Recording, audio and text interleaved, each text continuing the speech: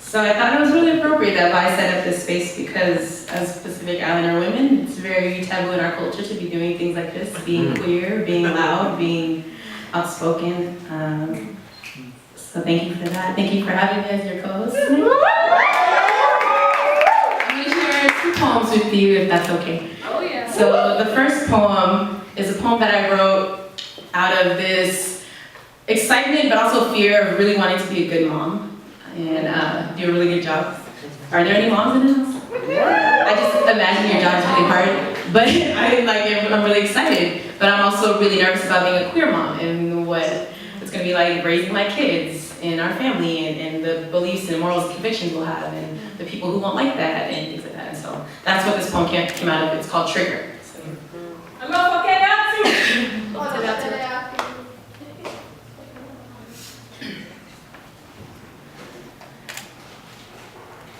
To the gun, whatever you do not take your safety off. Do not let them hold you in their small, confused hands. They're only children, and they only turn to you because they're tired of the taunting. If they curl their finger around your trigger, act dumb. Act like you don't know what they're doing. Act like you don't know who they're aiming for. Do not let them pull to the rope. Come on. Google says that there are 182,000 results for how to tie a noose, and 2.7 million results for how to tie a noose for hanging yourself. So the odds of this working out for them are in full swing. From a branch that will not crack at its neck, someone on the internet is teaching them how to die from shame. If they are looking for you, jump to the bridge. If they are looking for you, do not let them jump to the kids who will pick on my kids for having a gay mom. When you ask your parents about the monsters in your closets, did they tell you that there was nothing to be afraid of? That even those in closets have monsters of their own? Or did they teach you how to kill them in the night? Yell burn in hell faggot at the door till the wood catches fire from your tongue, till the heat of the inferno warms up the entire house, till the 3rd-degree burns begin to look a lot like the skin on my children, the scabs that you pick at when you bully them for trying to love me in public, have the teachers save the Neosporin for wounds that are much more worthy than these ones, to the school that will not stand up for my kids in defense of our families, to the families that will teach their kids how to hate me, my partner, and our children because the Bible tells you to the church that we can't go to anymore for salvation or prayer. I stand before you as a woman with a fearful womb.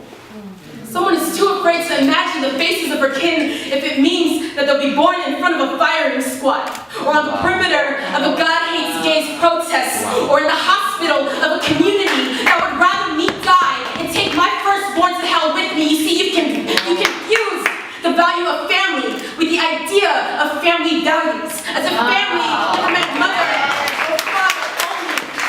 As if family was never raised by single mothers with a forest of spines running down their backs, as if families were never raised by single fathers who paid the rent with the sweat from their hands. The village is raising the child so that the child does not burn down the village, so that the child can learn to play with toys and not the edges of bridges, or the branches of trees, or the noose knot in the rope, or the trigger of a gun. May the child never value hate over love, fear over acceptance, self over God, so that the child can find the God in themselves. To my unborn children, whatever you do not take your safety off. When they're looking for you, do not jump. And when they attempt to burn you alive, open the window. Unlock the closet door for me and warn them that they'll be so sorry that they ever messed with the wrong family.